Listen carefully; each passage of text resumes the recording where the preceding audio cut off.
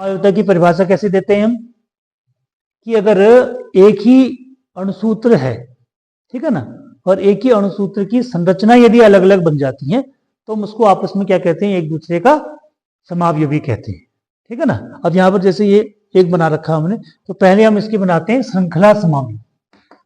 क्या बनाते हैं, श्रृंखला समावयवता, ठीक है। श्रृंखला समावयवता में क्या करते हैं, हम इसकी श्रृंखला बना देते हैं अलग अलग, ठीक है। जैसे पहले क्या बनाएंगे, सिंपल बना देंगे, 4 है, ठीक है,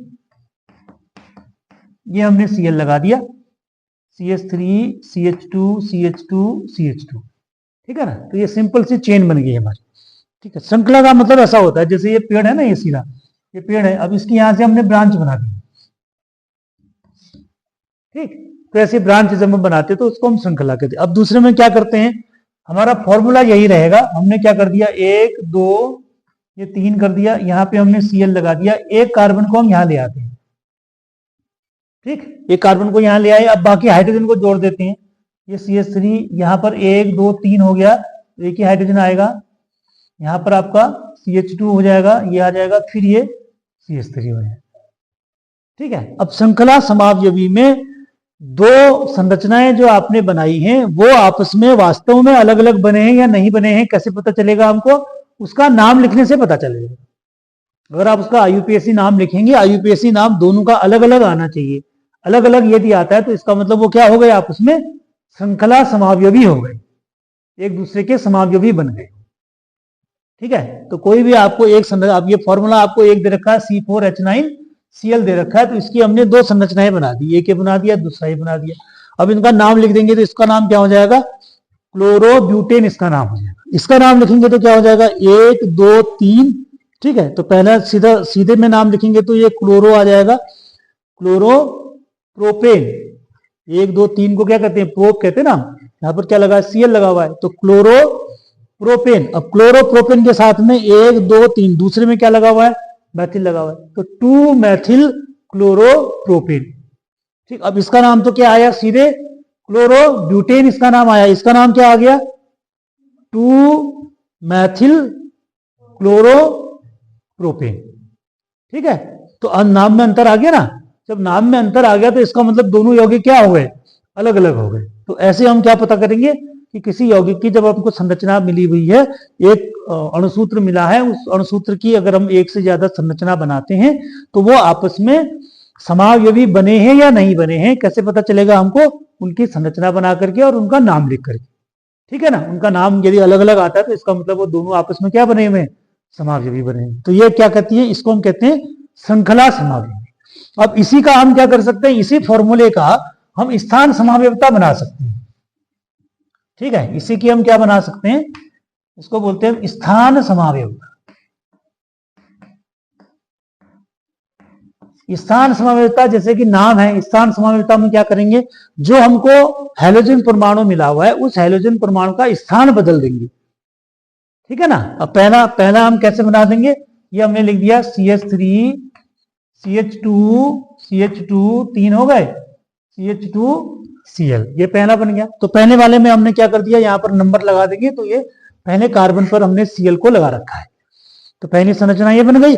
इसी का दूसरी संरचना बनानी है तो हम क्या करते हैं, CH3 कर दिया, CH2 CH3 कर दिया, मैंने यहां लगा दिया Cl को। अब ये कहां आ गया, दूसरे नंबर पर आ गया, है ना। अब पहले वाले को हम क्या कहेंगे, 1 क्लोरोब्यूटेन, तो दूसरे वाले को क्या लिख देंगे नाम, 2 क्लोरोब्यूटेन। ये नाम हो गया अलग अलग दोनों का। अब दोनों अलग अलग नाम हो गया तो इसका मतलब क्या हो गया कि दोनों अलग अलग संरचनाएं बनी हैं, तो दोनों आपस में समावयवी हो गए। अब इसका तीसरा बनेगा कि नहीं बनेगा ये भी चेक कर सकते हैं, ठीक है ना। एक और बना के देख लेते हैं। अब तीसरा हमने बनाया, माना ये हमने ले लिया, CH3 कर दिया, इसको हमने CH कर दिया, फिर CH2 कर दिया और यहां CH3 कर दिया, और इस Cl को हमने यहां लगा दिया, ठीक है। अब यहां लगा दिया, अब इसका नाम लिखेंगे तो क्या आएगा, 3 क्लोरो लिखेंगे कि 2 क्लोरो लिखेंगे, 2 क्लोरो ही लिखेंगे इसका नाम, ठीक है ना। क्योंकि IUPAC में हमने नियम पढ़ा हुआ है कि जहां से ये साइड चेन नजदीक में होती है, नंबरिंग वहीं से की जाती है, ठीक है। तो अब इसका जब हम नाम लिखेंगे तो फिर इसको 1 मान लेंगे, ये 2 हो जाएगा, तो इसका और इसका नाम क्या आएगा, समान आ जाएगा। ठीक है, तो इसके दो समावयवी बन जाएंगे। दो कौन से बन जाएंगे? स्थान समावयवी बन जाएंगे। ठीक है, तो हम एक ही यौगिक की हमने श्रृंखला समावयवी बन गए और स्थान समावयवी भी बन गए। ठीक है, तो समावयवता क्या है? जब एक ही संरचना आपको मिली है, उस संरचना के एक ही अणुसूत्र आपको मिला हुआ है, उस अणुसूत्र के अगर आपको अलग अलग संरचनाएं बन जाती है तो उसको हम क्या कहते हैं? समावयवता कहते हैं। ठीक है, तो ये भी इसमें बना सकते हैं। एक इंपॉर्टेंट इसमें समावयवता आती है, देखो नामकरण की दो तरह की पद्धतियां होती हैं। ठीक है ना, एक तो हम लिखते हैं जिसको हम कहते हैं सामान्य नामकरण। ठीक है, और दूसरा आईयूपीएसी। ठीक है ना, आईयूपीएसी कुछ नियमों पर आधारित पद्धति है। ठीक है ना, जो पहले भी हमने सीखी थी। और एक सामान्य नामकरण। सामान्य में तो क्या होता है? सामान्य के लिए हम ऐसे लिखते हैं, ये उसका फॉर्मूला है एल्किल हैलाइड। क्या लिख दिया मैंने? Alkyl halide. अब एल्किल हैलाइड का मतलब क्या है? एल्किल हैलाइड का के आधार पर हम नाम कैसे लिखेंगे? माना हमने ये लिखना है C2H5Br का नाम लिखना है। ठीक है ना, तो C2H5Br का नाम हम कैसे लिखेंगे? C2H5Br में ये जो एल्किल है, एल्किल का मतलब ये क्या हो गया? एथिल। ठीक है, हैलाइड का मतलब ये है Br। Br को हम क्या बोलते हैं? ब्रोमाइड। ठीक, तो C2H5Br का सामान्य नाम यदि हमको लिखना होगा, ठीक, तो उसका फॉर्मूला क्या है? एल्किल हैलाइड, है ना। तो एल्किल का मतलब यह है कि जितने कार्बन परमाणु हैं उसके आधार पर हम उसको लिखेंगे। अगर एक होगा तो मैथिल लिखेंगे, दो होगा तो एथिल लिखेंगे, तीन होगा तो प्रोपिल, चार होगा तो ब्यूटिल, पांच होगा तो पेंटिल। तो पेंटिल का मतलब जहां पर एल्किल आ रहा है वहां पर पेंटिल आ जाएगा। और ब्रोमाइड हैलाइड का मतलब है कि यदि आपका फ्लोरीन होगा तो उसको फ्लोराइड लिखेंगे, क्लोरीन होगा तो क्लोराइड लिखेंगे, ब्रोमीन होगा तो ब्रोमाइड लिखेंगे, आयोडीन होगा तो आयोडाइड लिखेंगे। ठीक है ना। अब जैसे माना ये लिखा हमने, इसको लिख देते हैं CH3CH2CH2I, ये है माना। इसका नाम कैसे लिखेंगे फिर? ये कितने कार्बन दिख रहे हैं हमको? एक, दो, तीन। तीन को हम क्या लिखते हैं? प्रोप लिखते हैं ना। प्रोप के आधार पर ये हमने लिखा एल्किल, तो इसके लिए एल्किल ग्रुप क्या बन जाएगा? प्रोपिल। तीन कार्बन के लिए एल्किल के आधार पर क्या बन जाएगा? प्रोपिल। ठीक है, हैलाइड है तो यहां पर क्या लिखेंगे? आयोडाइड। ठीक है ना, तो प्रोपिल आयोडाइड इसका सामान्य नाम हो जाएगा। तो ये तो इसकी सामान्य नाम लिखने की पद्धति है। आईयूपीएसी में हम क्या करते हैं? आईयूपीएसी में अब इसी को अगर हम आईयूपीएसी में लिखते हैं, माना C2H5Br को हमने आईयूपीएसी में लिखना है।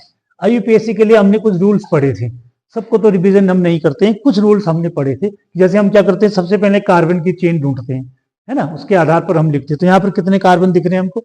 दो कार्बन दिख रहे हैं। दो कार्बन के लिए हम क्या लगाते हैं? एथ लगाते हैं, प्लस कर देंगे। ठीक है, अब ये इसको क्या लिखते हैं? Br को ब्रोमो। अब उसमें हमने एक लंबा फॉर्मूला बनाया था कि हम पहले क्या लिखते हैं? उसका पूर्व लग्न। ये कहां पे आएगा? ब्रोमीन इसमें पूर्व लग्न में आएगा। ठीक है ना, एक तो हम मूल शब्द लिखते हैं, फिर पूर्व लग्न लिखेंगे, मूल शब्द लिखेंगे, फिर अनुलग्न लिखेंगे जो पीछे लिखने वाला होता है। तो यहां पर ब्रोमीन कहां पर लिखा जाएगा? पूर्व में लिखा जाएगा। तो ये क्या हो जाएगा? Bromo ethene. इसका नाम क्या हो जाएगा? Bromo ethene. ठीक है, ये इसका आईयूपीएसी नाम हो जाएगा, है ना। अगर इसी प्रकार से फिर लंबे चलेंगी तो फिर जैसे संख्या बढ़ती जाएगी उसी आधार पर हम उसका नाम लिखते जाएंगे, है ना। लेकिन आईयूपीएसी में हम क्या करते हैं? जो ब्रोमो ग्रुप होता है या जो हैलाइड ग्रुप, हेलोजन जो ग्रुप होता है, हेलो करके जिस नाम है ना इसका, हेलो एल्केन, इसका नाम भी कैसे लिखते हैं? Halo alkane. हेलो का मतलब ये क्या आ गया? हेलो पहले आया ना, हेलो एल्केन, हेलो एल्केन। अब एल्केन का मतलब है कि जितने कार्बन की चेन आ रही है आप उसको एल्केन की जगह लिखना है। हेलो का मतलब जो भी हेलोजन आएगा उसको कहां लिखेंगे? पहले लिखेंगे, है ना। ये फॉर्मूला है हेलो एल्केन। ठीक है, अब माना हमने ये लिख दिया CH3CH2CH2CH2Cl, ये लिख दिया माना। तो क्या लिख देंगे इसका नाम हम? 1 2 3 4। ठीक है, तो 4 है, तो 4 की जगह क्या आया? एल्केन की जगह हमारा 4 कार्बन वाला आ जाएगा। तो एल्केन की जगह 4 कार्बन वाले को क्या लिखते हैं हम? ब्यूटेन कहते हैं, है ना। और क्या आया है? Cl आया है, क्लोरीन आया, तो क्लोरो ब्यूटेन इसका नाम है। ठीक है, तो इस प्रकार से हम नाम लिखते हैं। अच्छा, अब बेंजीन वाले में चले जाते हैं। एरोमेटिक वाला जो होगा उसका नाम हम कैसे लिखते हैं? बेंजीन के आधार पर लिखते हैं।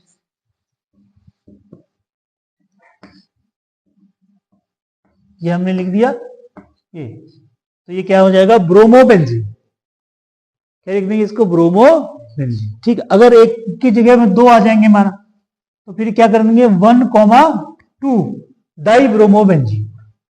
क्या हो जाएगा? Die bromobenzene.